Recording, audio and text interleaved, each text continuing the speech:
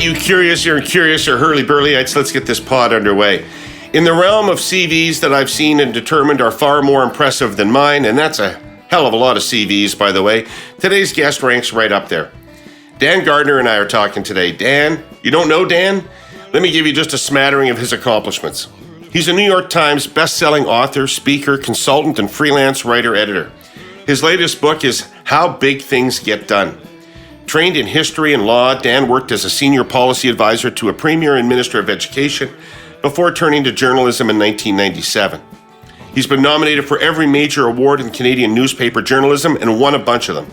And his books have been published in 26 countries and 20 languages. Dan's also won awards from Amnesty International Canada, the John Howard Society, the Department of Justice, and other organizations. And his work also contributed to significant changes in Canadian public policy. So just a little bit impressive. Today, I thought it would be interesting if Dan and I took a deep dive on one very broad question: elections in the modern era. What matters in them? So Dan, welcome to the Herle Burly. Great to have you here. I'm delighted. I'm really looking forward to this chat. Yeah, cool. So when we talked about doing it, you seemed pretty down about American politics and the situation around Joe Biden. What's on your mind? Oh, I'm just thinking about building a backyard bomb shelter, end of Western civilization, that sort of thing. It's bad. Everybody knows it's bad. You don't want me to belabor that. In fact, I'll probably lose my energy and become extremely boring if I do that. But yeah, it's really serious. Yesterday, Gretchen Whitmer, the governor of Michigan, said he should take a cognitive test. Like, how much more gruesome can this get? Look, let me tell you a little known fact. In the nuclear chain of command, which in the United States really matters because that's the power to end all life on Earth, every single person in the nuclear chain of command must take cognitive and psychological testing to remain in the nuclear chain of command, except for one person, the person who orders the launch. Right. This is unacceptable. This is madness. It seems like a gap. A little bit of an oversight. So everybody's down about Biden's chances post this debate. They were down about his chances before the debate, but now people are really down about his chances. But as a forecaster, shouldn't you be more sanguine? Like, we're all saying he has no chance to win, but he has some chance to win, right? Yeah, exactly. Step one, dispense with the natural human habit to tend to think in binary terms. It will happen, it won't happen. It is certain, it is impossible. That way of thinking is a terrible mistake, which leads to terrible decision making. So the moment you do that, what do you replace it with? Well, if it's not 100% and 0%, we have to ditch that from our vocabulary. We go to, everything's a matter of 1 to 99%. And the lowest you can get is 1%. So good news, there's always a chance, as Jim Carrey said in that movie long ago. But this actually does matter in the grand scheme of things. And I on my Substack promotion, you can go and subscribe, please. On my Substack, I wrote a recent piece about the election of 1864, which, if you remember your American History 101, was an election that really, really, really mattered. Like this one, in fact, you could actually arguably say it was a more important election than the one that we are now facing. That was the election 3/4 of the way through the American Civil War. The war was dragging on. It was long after Gettysburg. People think that Gettysburg was the turning point and it was all, roses and delight after that. No, it was not. It was a long, grinding war of attrition. It was horrible. Lincoln was in terrible trouble. Lincoln was hated by a big chunk of his party. He was hated by all the Democrats. And everybody thought Lincoln could not be reelected in 1864. And when I say everybody, that very much includes one Abraham Lincoln. Lincoln himself confided in a friend that he was certain that he was dead. And the only question was, how badly would he lose? And of course, if he lost to the Democrats were actually talking about negotiating a peace. And if you had negotiated a peace, the North negotiating a peace with the South, you're talking about the end of America, the end of the Union, and the continuation of slavery. The North loses the Civil War. That's what's on the line here. And Lincoln and everybody believed that Lincoln was going to lose for good reason. It was a terrible, terrible situation. All the objective facts said he's going to lose. You would be a fool to think that he was not going to lose. But then things started to happen because that's life. In September, early September 1864, suddenly the War of Attrition cracks open with the fall of Atlanta. Suddenly it's Sherman rampaging across Georgia, and it looks like the South is on its last legs. Oh, everything's changing. And there was a whole number of other changes. Everything broke the president's way in ways that could not have been forecast in advance. And Lincoln wins a comfortable re-election. And he goes from being almost certainly the last president of the United States to the greatest president of the United States. And so this sort of underscores a theme that, I talk about in my Substack all the time, the importance of reading history. It's not to get simple, applicable lessons where you it's cookie cutter lessons you can take. Well, I've seen this happen in the past and we can just apply this here. And it's a straight one-to-one correlation. That's not how history works. But you can see broader themes, broader lessons. And this is one of the simple ones. It's never over till it's over. Well, okay, but surely there are outcomes that are more likely than others. And you have to consider that, because if I was to take your argument then to its logical conclusion, I would tell the Democrats to stand down against Biden in the States, because you never know what's going to happen. Trump himself is old and could have some sort of cognitive issue that happens between now and November. Something else could happen. You never know. Yep. But you know what's likely to happen. Yeah, that's right. And shouldn't you act on that? This is the critical distinction. So I'm glad you're framing it this way, because when I talk like this, people think, and I understand why they draw this inference, although it's not there. They draw the inference that what I'm saying is fatalistic. Sit back, life is going to happen to us, and what will happen, que sera, sera. That is absolutely untrue. The better way to think of it is this, to go to the old serenity prayer. There are certain things that we can control, and there are lots and lots and lots and lots of other things that we can't control. And we got to pray to the Lord to give us the wisdom to distinguish between the two, to accept the things that we can't control, and then get to work on the things that you can control, right? So again, to go back to my original framing, probabilistic thinking. Right? We've agreed to drop certainty and uncertainty. You're now thinking in terms of probabilities. That's where you get to work. So you say, well, is there some factor that's probably involved? Maybe it's not even a big factor, but we can get our hands on it and we can do something with it to boost our probability. And if you can boost your probability from 33% to 35%, excellent. Well done. That's a good day's work. And that's the way people should always be thinking about decision making, and specifically about election campaigns. If you're a political staffer, it's not on you to win. It's not on the candidate to win. It's not binary. It's about you. It's on you to drive up the probabilities any way you can. And that really is, to use a football metaphor, it's a short running play to get you 2 yards here, to get you 5 yards there, to get you 7 yards there, and so on. You're just trying to drive up the probabilities to the extent that you can. And by the way, to get a sense of how badly people misunderstand, this is a pretty simple concept, right?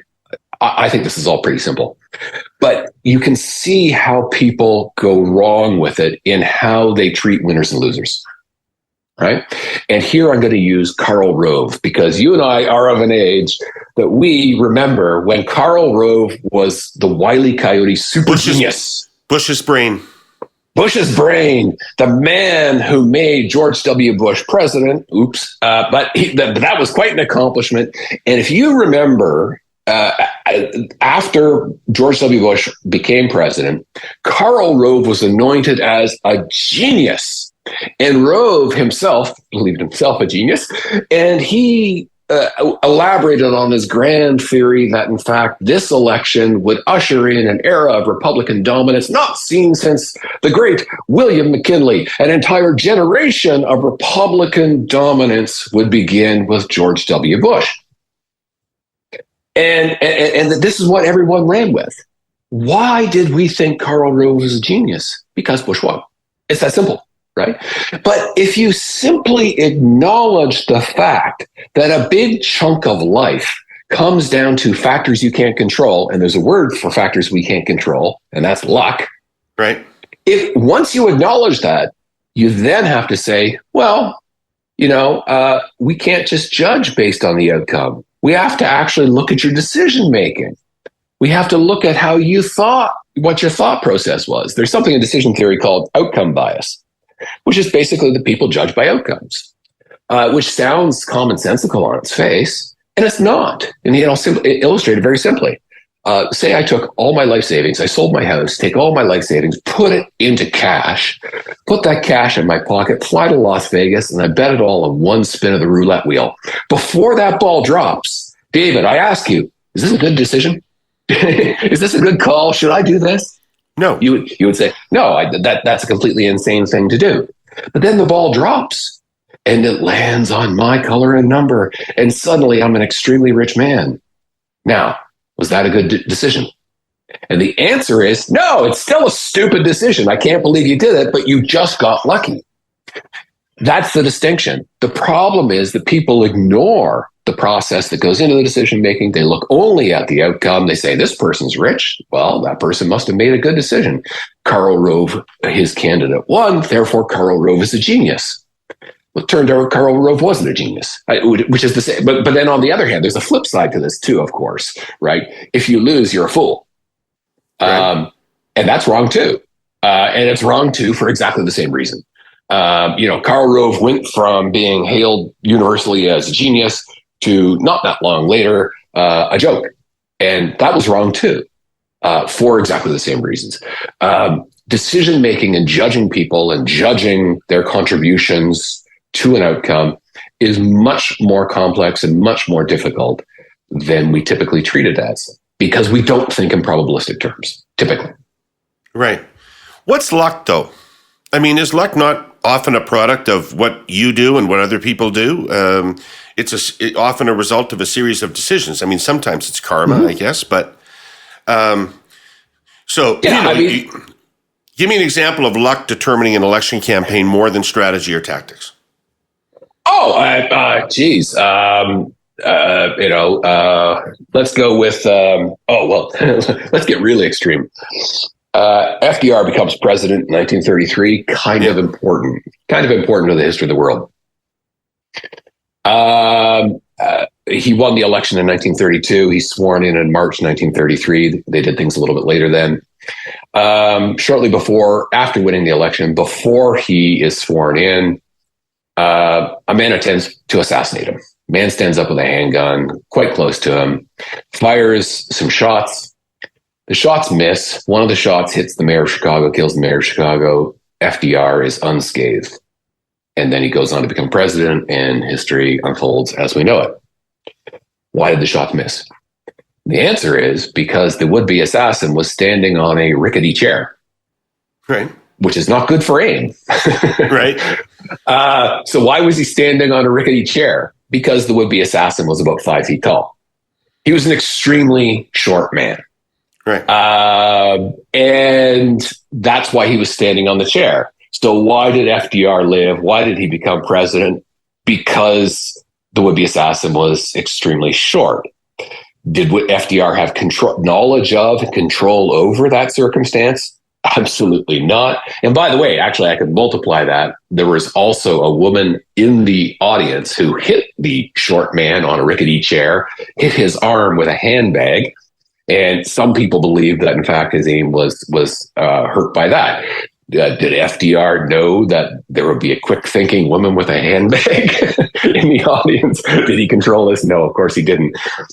That is, of course, an extreme and entertaining, but very extreme example of the sort of thing that is happening all the time everywhere.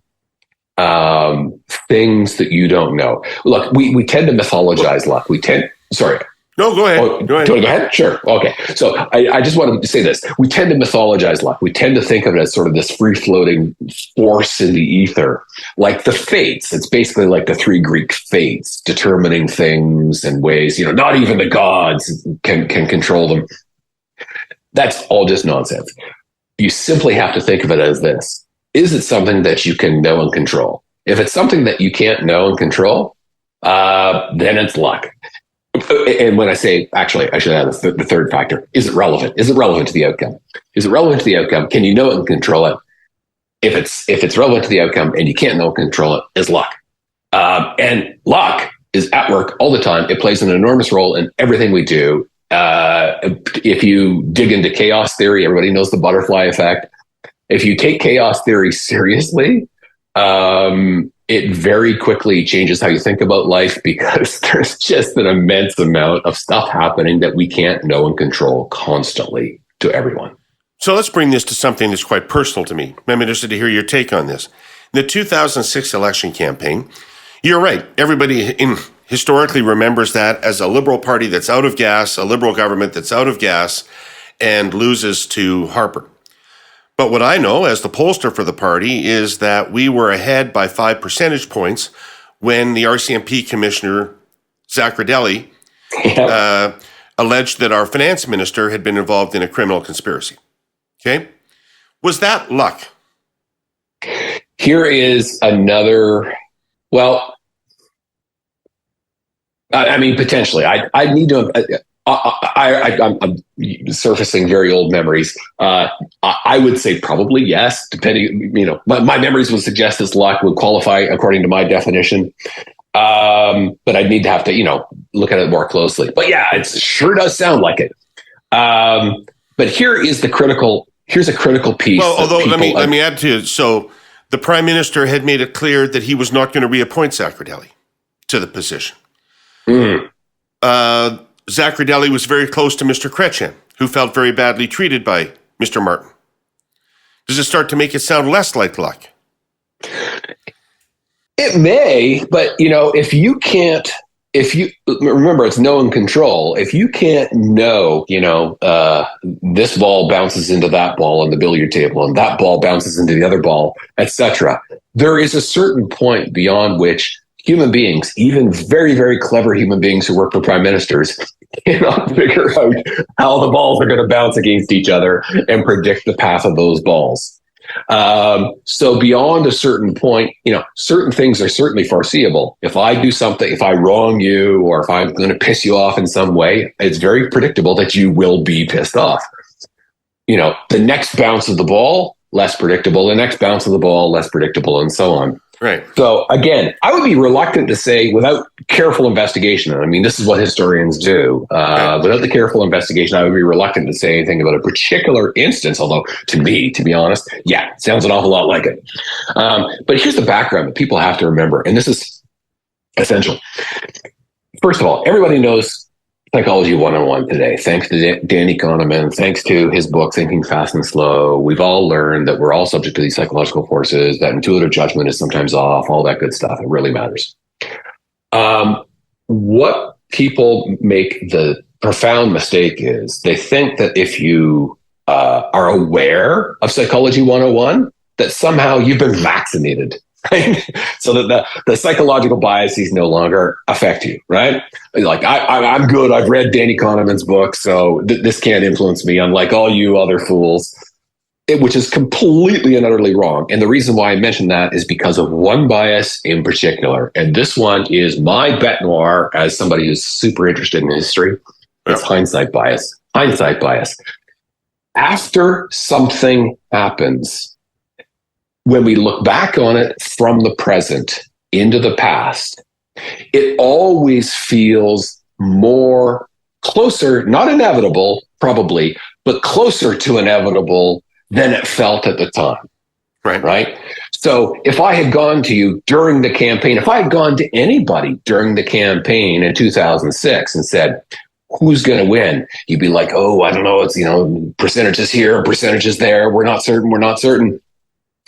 Same with members of the public. Everybody be this. Then the outcome happens. And then I go back to you 6 months after the outcome. And I say, how likely was it that Paul Martin would be reelected? Oh, that was not going to happen.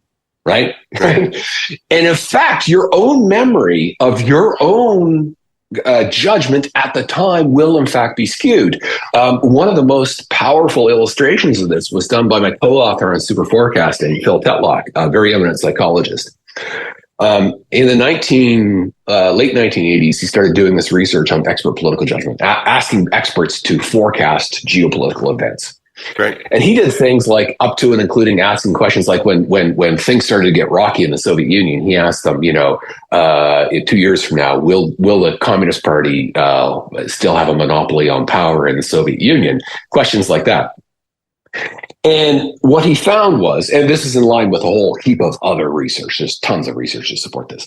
What he found was that after these events, he would wait some time, he would score their forecasts, and then as an additional piece of research, he would go back to the same experts and he would say, hey, do you recall giving a number on the probability of this event happening?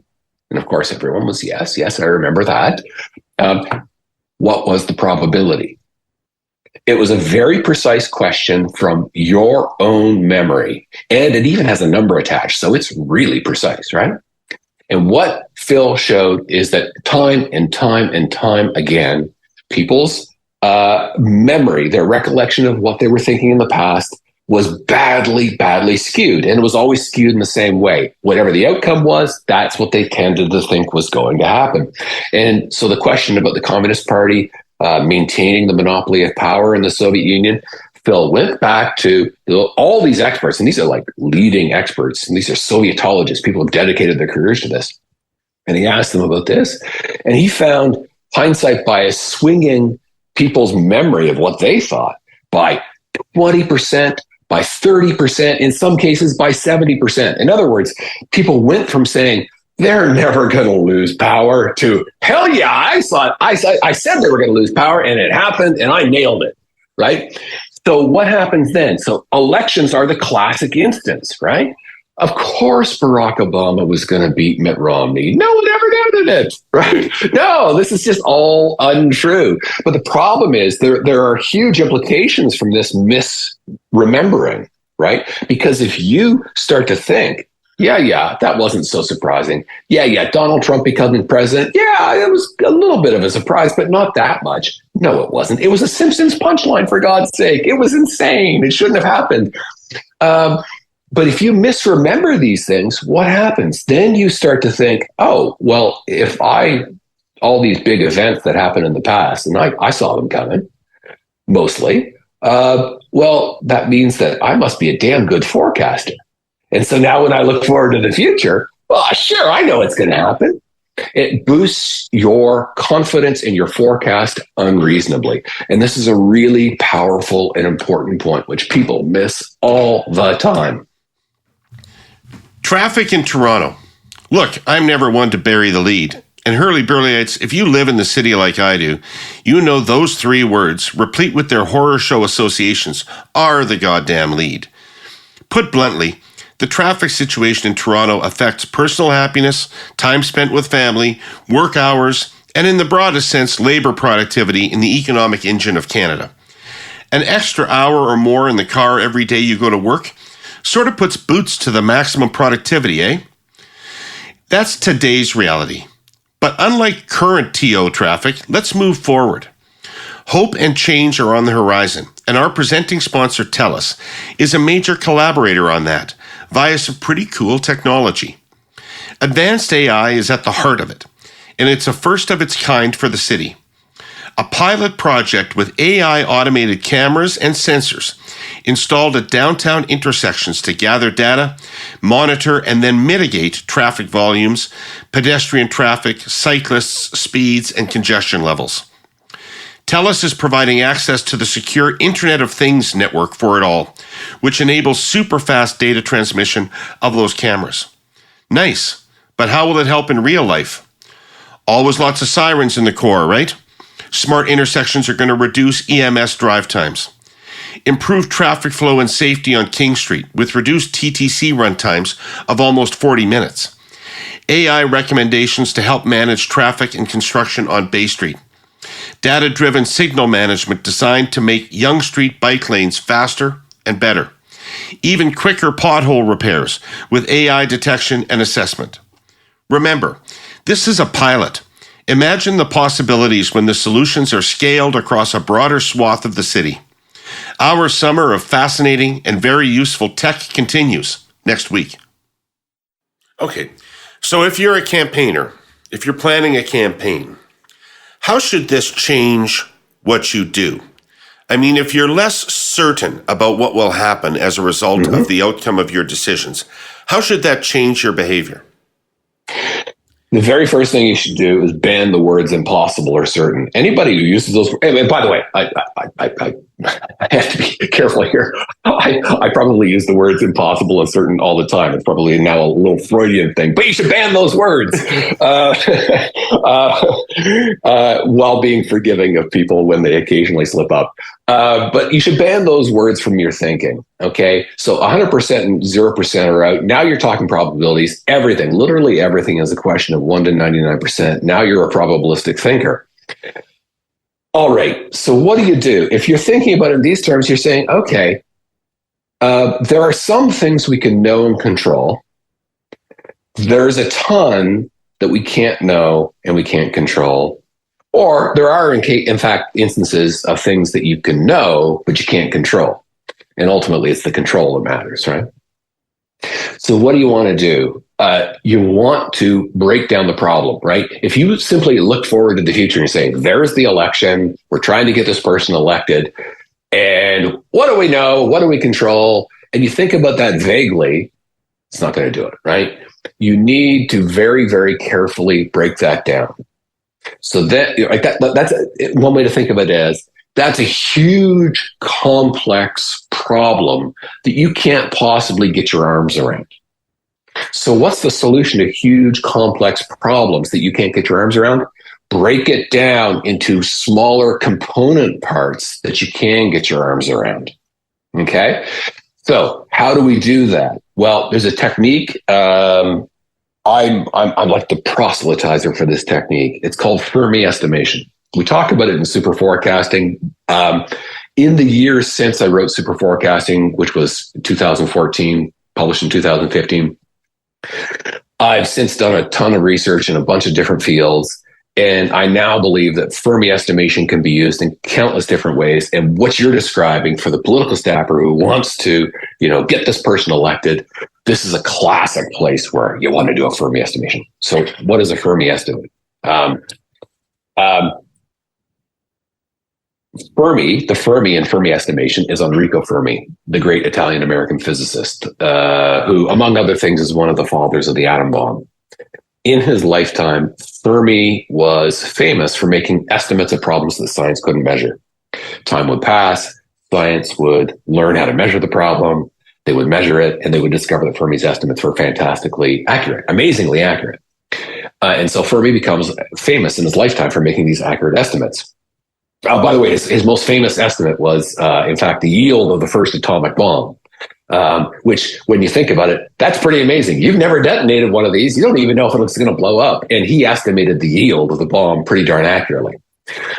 So the question is, how then does he do it? Well, Fermi teaches, he has a specific method, and he teaches his method to his students, and that method is still taught in physics and engineering departments today. And I urge executives anywhere to learn this method because it's so useful in so many different ways. And basically, it amounts to this: break the problem down, right? If I say to you, and I'm going to use, here's a problem that Fermi actually used to teach his students.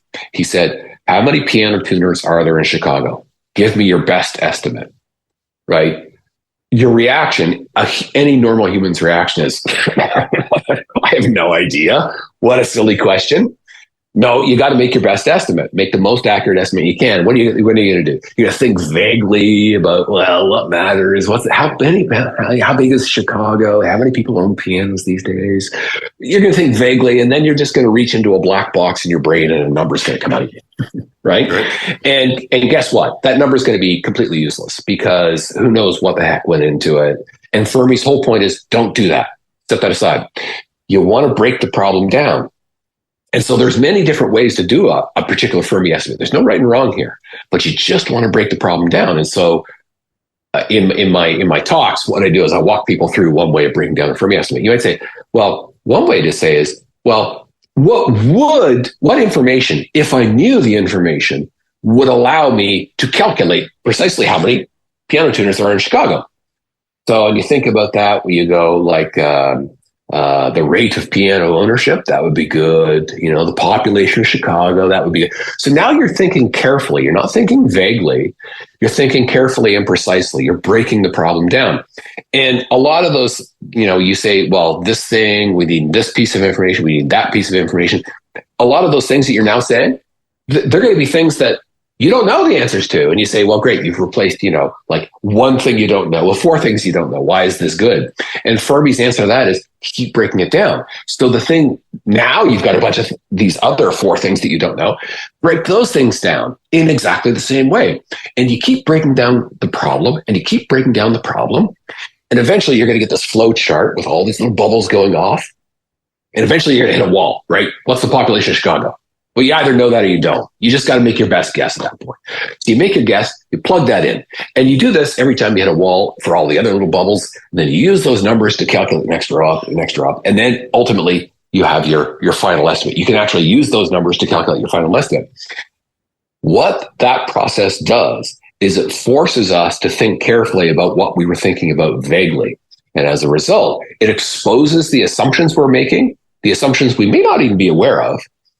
It exposes our biases. And really, most importantly, it allows us to take our own thinking, put it on the table so you can get a whole bunch of people together and to look at the thinking and say, does that make sense?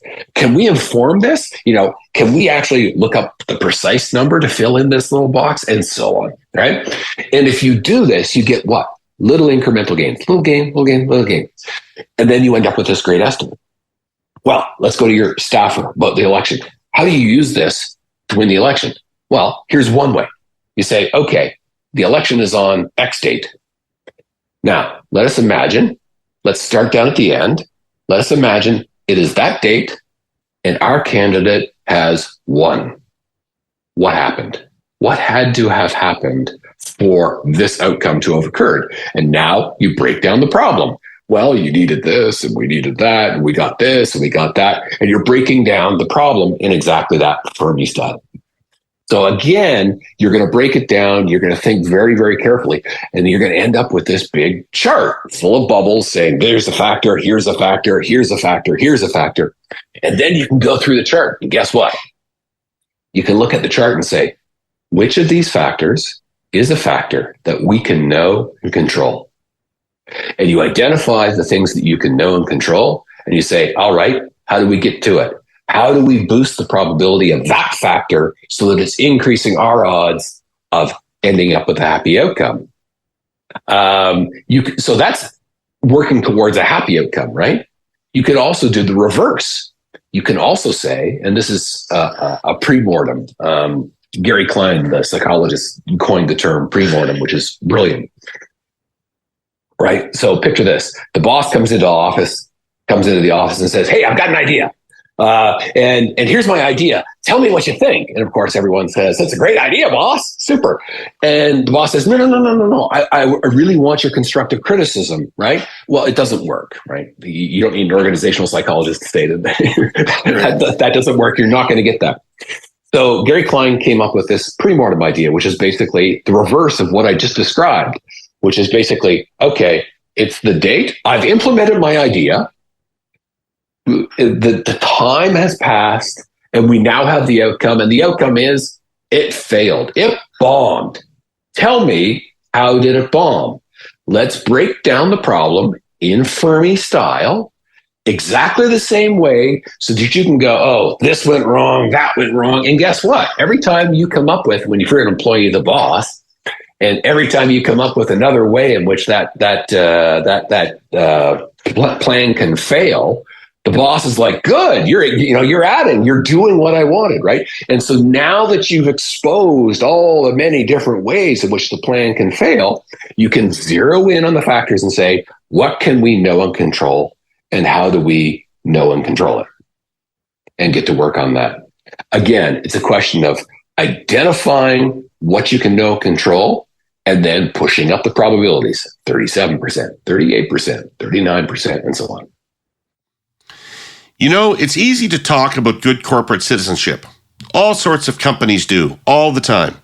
It's cheap to talk. It's quite another thing to put revenue where your mouth is. Our sponsor, CN, does just that. I want to talk about Alberta again today. The Stampede has been underway for a few days now, and as I've said here before, CN is a friend and supporter of that event. But CN is also there year-round for Alberta.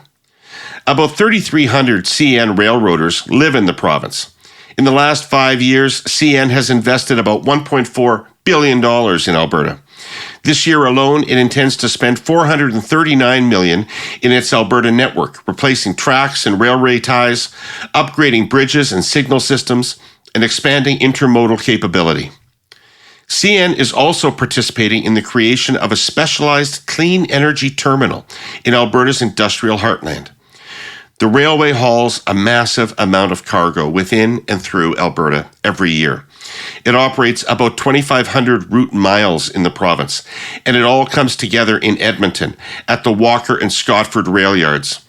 That facility handles up to 5,000 cars a day, which makes it one of CN's busiest centers anywhere. CN has also bulked up its grain handling operations in Alberta in recent years, which is a core business for both the railway and the province, and hauls trainloads of fertilizers from centers like Fort Saskatchewan and Redwater. That's not to mention forestry and petroleum, all of which CN moves to markets. In short, CN enables Alberta and vice versa. It's been a long, lovely partnership. Well, that actually sounds like a pretty interesting approach and a useful approach. But I was thinking that your admonition against certainty of any kind feels really inconsistent with the notion of leadership to me. People seem to be looking for certainty from their leaders. And I'm not talking about necessarily the prime minister or president of your country, the leader of whatever organization you're in, or the leader of the division that you're working within. People want authority and certainty from those people. I mean, you can't really go and say, well, I don't really know that this is going to work, but we're going to try it. It's got a 70% chance of working. Right? Yeah, absolutely. You identified absolutely one of the core challenges of leadership. And it's a huge one. And it stems from the fact that, human beings psychologically, I won't go into the research, but there's an immense amount of research showing that human beings are really averse to uncertainty. We hate it when somebody says the answer is 73%. We want it will happen or it won't happen. That's it, right? And nobody feels that psychological pressure more than the leader who stands up at a podium. On the one hand, on the other hand, is a sign of weakness. You won't take a position, for God's sake. Exactly. Oh, my God, you're so weak. And by the way, do you remember the old joke? Harry Truman saying he wanted to hear from a one-armed economist because he was sick of hearing on the one hand, on the other hand. Right? That is that human psychology in a nutshell. You just want an answer, and 73% doesn't feel like an answer. Well, guess what? We're living in that world. We're living in a 73% world. To use another really metaphor, a comparison. I think we were going to use this in super forecasting, but we never did. It was the one hockey analogy I thought I could slip into the book, but I never managed it. It better not be anything about going where the fucking puck is going. I never want to hear that again. Brilliant. Well, I want to go where the puck has been. I'm big on history. So no, it's Mark Messier and Daniel Alfredson. So you remember 1994, the semifinals, New York Rangers are supposed to win the Stanley Cup. Mark Messier is their leader. They get behind. They're going to lose to the New Jersey Devils, if I remember correctly. And Mark Messier guarantees a win. I'm telling you, we're going to win. This is, my reputation, because that's what that's a leader. And guess what? They won. And then they went on to win the Stanley Cup. And Mark Messier is forever remembered as, right? Daniel Alfredsson. Now, and of course, that's famous. Everybody remembers that one. Much less famous for an obvious reason.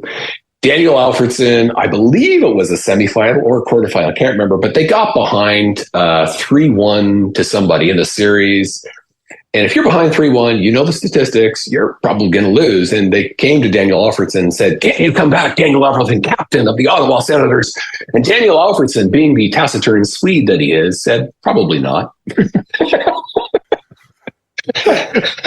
Which is not inspiring, right? Let's go over the top and get them, right. No. Captain, my captain. So what do you do with this paradox, right? Well, there's a number of things.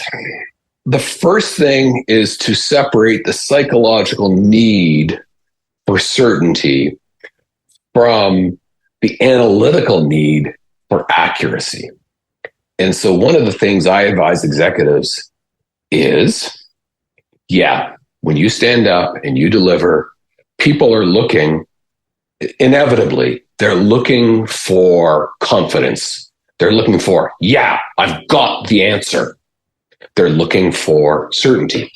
But certainty doesn't have to be in your forecast.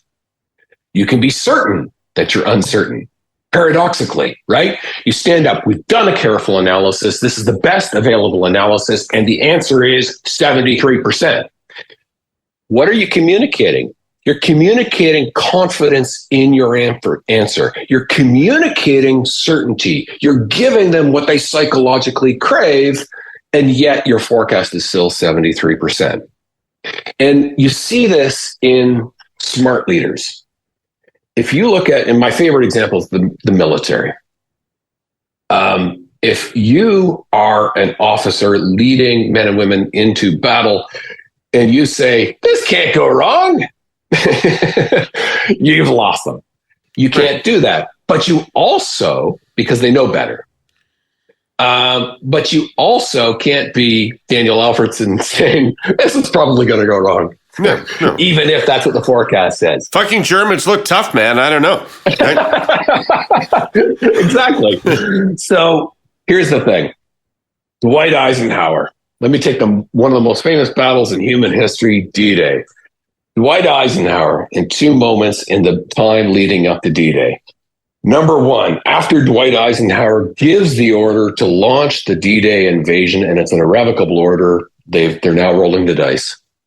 The very first thing Eisenhower does is he goes and sits down quietly by himself and he writes out a note which will be released in the event of defeat. And the note says basically, they fought gloriously, the responsibility is mine, and so on. So is Dwight Eisenhower aware that he's taking a risk? Is Dwight Eisenhower an overconfident, certain thinker? Or is Dwight Eisenhower a probabilistic thinker, a realistic thinker? And the answer is very, very clear. Right. That's the real leader. Now, go and look at the famous photograph of Dwight Eisenhower talking to paratroopers who are about to get on a plane to go on parachute into France. And he is every inch the commanding general, confident, strong, talking to them, right? In other words, he's communicating, he's radiating confidence, but he's not spreading bullshit. He's not telling them there's no risk. He's not telling them everything's going to be fine. There's no way they can lose, right? So that's the trade-off. Wait a second. I'm trying to find a difference here because I can totally understand why it's even effective leadership and effective communications to not overstate the probability of victory. Okay? Yes. So like, for instance, I think Churchill did this brilliantly in the early days of the war when he didn't tell Britons that the Germans were punks he was going to slap around. He said, fuck it, right? This is going to be brutal. It's going to take every one of us, and we'll probably all die, but we're going to defend this island, right? Exactly. So that's inspiring leadership. But it's different if you're conveying that you're not certain that the course you're pursuing is the correct one. Yeah. Right? He never signaled that. Right? That's right. And so, but that's kind of what you're saying, which is to say, I've got a plan here, and I'm 70% confident it's the right plan. That's right. It's a meta certainty, right? Psychologically, you want to hear certainty. You're absolutely right. Churchill was giving them a form of certainty. It was, I'm prepared to fight to the death because this is right. And the implicit message is, this fight is right. He's radiating certainty. He's radiating confidence. Right. But on the surface, what's the actual informational content of his message? We could lose, and this could go horribly wrong. Yes. Right. And you're absolutely right. The distinction is important because, that's what smart leaders will do, because they're respecting their audience, right? Because the listener is not an idiot. They're respecting their intelligence. And actually, when you give that admission, when you give the admission that this could go wrong, while simultaneously expressing confidence that this is the right course, you're taking them into your confidence.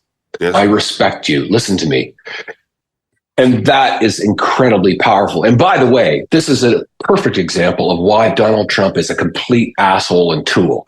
And the people who think that Donald Trump is a great communicator are themselves fools. I mean, he has certain talent and skills in communication, don't get me wrong. But the guy who says, the Ukraine war, that could be over in a day. That's easy.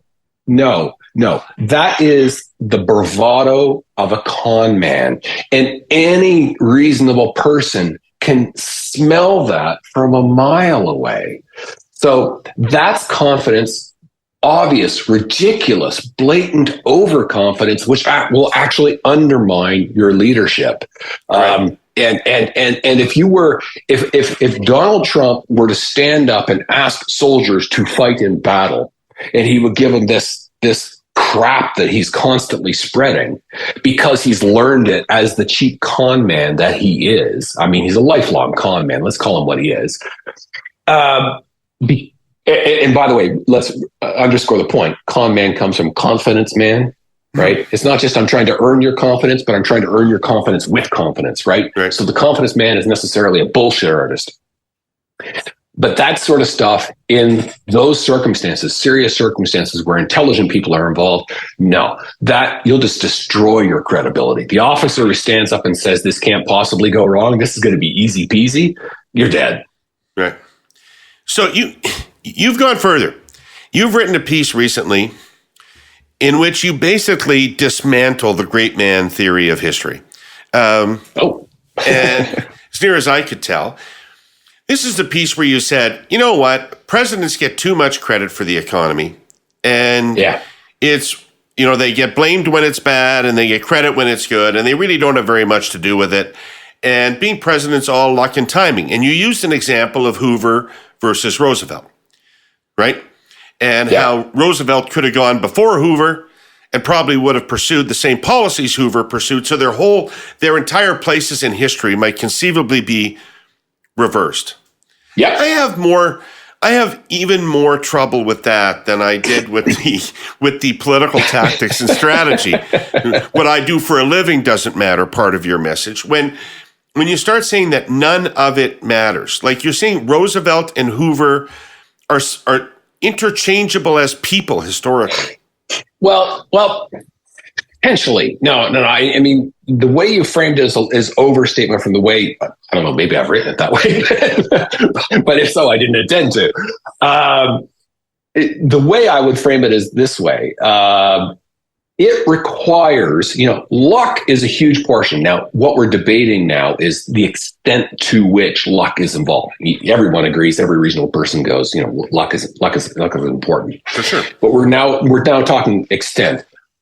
Do I think that luck is all? Absolutely not, right? Because then I wouldn't be talking probabilities. Then I wouldn't talk about, working on nudging up probabilities. Right. And the critical thing for a leader is, right? Yeah, you need luck, but you also need the wit to seize on luck. You need the skill to capitalize on luck. And, you name the successful leader, and I will show you the luck, and I will also show you the wit and the skill to seize on and capitalize on luck. Right. And sometimes that's just not possible. Hoover was a damned skilled, smart man.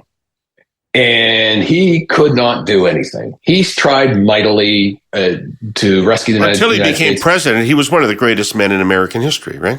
He was astonishing. He was an astonishing man, this completely self-made man who would have achieved this, achieved that. At the end of the First World War, if you had polled Americans, there weren't scientific polls at the time, but if you had polled Americans at the end of the First World War and asked them who's the greatest American, he absolutely would have been in the top 5. He was an amazing man, and he couldn't do it because the Great Depression was just too damn big. And there are lots of other examples of this. Jimmy Carter and Ronald Reagan. Jimmy Carter is the stumble bum, the one-termer because he was a stumble bum. Ronald Reagan is the great communicator who changed history.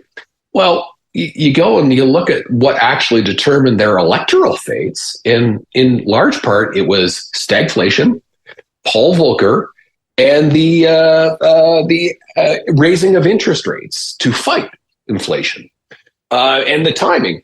Basically, to make a long story short, it's Jimmy Carter installs Paul Volcker as chairman of the Fed. Paul Volcker engages in this exercise in which he's jacking up interest rates to insane levels to try and finally kill inflation. And of course, what does it do? The economy tanks. And with a tanked economy, if you're an incumbent president, chances are you're going to lose. And Jimmy Carter loses. Ronald Reagan takes office. And basically, it's the reverse process. You get halfway through, it's terrible. Reagan's polls are absolutely disastrous. The great communicator, everyone thinks it's because Reagan gave great speeches. People were convinced, including his wife. His own wife was convinced he wasn't going to run for re-election. Because his polls were that bad. But then, guess what? The fever breaks, inflation breaks, Paul Volcker lowers interest rates, the economy takes off like a rocket, and guess what? Then suddenly it's morning in America, Reagan wins in a landslide. Same policy, different timing. So, but here's the critical thing, the really interesting thing to me is both Jimmy Carter and Ronald Reagan had the wit and the patriotism, frankly, to stick with a policy which they knew was dangerous to them because they knew it was good for America. They knew that what Volcker was doing was necessary, even though it endangered their political careers. Reagan, by the way, he had aides who were constantly pushing him to fire Paul Volcker. Because it was killing his re-election bid. And right. Reagan, to his immense credit, said no. So those are big factors. Those are big factors. They may even be the tectonic plates of the story, right? Yep. But Jimmy Carter also gave the malaise speech. Jimmy Carter also had a disastrous attempt to rescue the hostages with helicopters crashing in the desert. Jimmy Carter also chose to run his campaign out of the Rose Garden and not tour the country. Ronald Reagan also cut taxes dramatically for Americans, built up defense and made Americans feel stronger about their pride, and did give great speeches that were inspirational and aspirational. So presumably some of that shit mattered too. Yes, absolutely. Although when you actually dig into the finer points of it, Reagan did the military buildup. Absolutely true. The military buildup actually started under Jimmy Carter. So a lot of one of the wonderful things about studying history is when you get into the weeds, you get surprised a lot. So for example, the malaise but he didn't talk about it the way Reagan talked about it. I mean, Trudeau built a pipeline, and who knows that? That's exactly. And now this is where you're talking about, this is where people matter, right? So the malaise speech is another one. So it's remembered as, as this disastrous because it was Jimmy Carter saying, oh my God, everything's awful. And I'm acknowledging that everyone thinks everything is awful. And how this, in memory, it tanked his standing. In fact, historians have looked very closely at the reaction to it, and in fact, it was a very positive reaction because he was expressing what people felt, and they really appreciated his honesty. But he looked helpless. But if you go back to this leadership question, he looked helpless in the face of it. Exactly. And so then the question then is, okay, what do you do with it, right? You've given the malaise speech, you had a good response. What do you do with it? And that's where the wit and the skill comes in, right? So yeah, big chunks of luck. And again, we can debate, where the line is, but there are huge chunks of luck. But ultimately, no matter how much luck, what proportion we want to sign over to luck that we do, you still have a portion of wit and skill and human beings making decisions in order to push probabilities one way or another. And by the way, I want to emphasize, even if I say in a given situation, it's 90% luck and 10% skill, very often in history, it's a matter of a percent or two. And so that little fine portion can make all the difference. Right. So this is not at all a fatalistic message, but it is, I think, an essential way to both to understand history and to make our decision making better. Because we don't want to remember at the beginning, I talked about, how we anoint people as geniuses or fools. If you get a happy outcome, you're a genius. You get a bad outcome, you're a fool. That sort of behavior is incredibly destructive. And we see it all the time. It's a big mistake. And it's only by accepting the fact that no, actually, luck plays has a huge portion of the outcome in every situation that we can get away from that and start to think in more nuanced terms. So let's bring it back to the conversation we had at the beginning about Biden. So and how does this work? I think we've touched on this, but I want to drill down to it. How does this work in terms of persuasion? So if you are David Axelrod right now, and you think that Biden is going to lose to Trump, right? Mm-hmm. Probably thinks, as you would suggest, that there's not a 100% chance of that, but he's pretty sure that's the likely outcome, right? That what he's seen of Biden and what he anticipates seeing from Biden from now to November means he's going to lose. They're trying to get Biden to quit. Yeah. These people can't come out and say, well, I think that Biden could win, but he has less of a chance of winning probably than some other candidate might. Yeah. That's not a reason to get rid of the sitting president and nominated candidate of the party. You have to come out and say, this guy is going to lose and other people could win, right? So you have to express a level of certainty that doesn't really exist in order to make your point, don't you? Potentially. I would put it in a different way, though, a way that is at least more intellectually honest, but I think it's still pretty powerful, which is, what's the path to victory? Try to imagine how Joe Biden wins this election and saves America as we know it. I've got a pretty good imagination when it comes to this stuff, and the only way that I can imagine that happy outcome happening with Biden is by inventing stuff that he has no control over. Maybe Trump has a heart attack because of too many cheeseburgers. It's stuff like that. Right. And that's the only reason why I still think Joe Biden has a chance. If you say, are there things Joe Biden can do to win this election? I think the answer is no. And that's a pretty powerful message. Right. That's actually a very good way of putting it. Hey, listen, before we wrap up, I want to just touch on your own personal experiences. You twice have gone into government, decades apart from each other. And I'm not mistaken. Yeah, sort of. Well, you worked at a provincial government in the 90s? Yeah, that's right. For which Mike one? Harris. Mike Harris? Mike Harris. Okay. And then did you not accept some role in the Trudeau government early on? I did some consulting with them, and this was misreported as being basically I was a staffer. And to my way of thinking, I hope I'm not splitting hairs, but I don't think so. I do consulting for everybody, corporations, governments, whatever. But I did do some consulting with the PMO, and but I don't think that makes me actually in the government. Okay, fair enough. I was just trying to understand what you had learned about government from those experiences and how you relate that to these theories that we've been talking about. Listen, my time in the Harris government in particular, I was a staffer in the Premier's office and in the Ministry of Education. It was nothing really going on in education in that government, was there? Oh, no. It was a quiet time, sleepy, short work hours. You may be the reason Kathleen Wynne got into politics. No, I wasn't. I promise you. No, just a junior flunky. But no, I mean, to see how the sausage gets made is, after that experience, I went into journalism. I started as an editorial writer, then I became an investigative journalist and later a columnist. And because I'd had that experience first, I think I avoided a mistake which journalists who don't have an experience of working in politics always make. They look at an outcome and they see a grand scheme, a really clever series of machinations.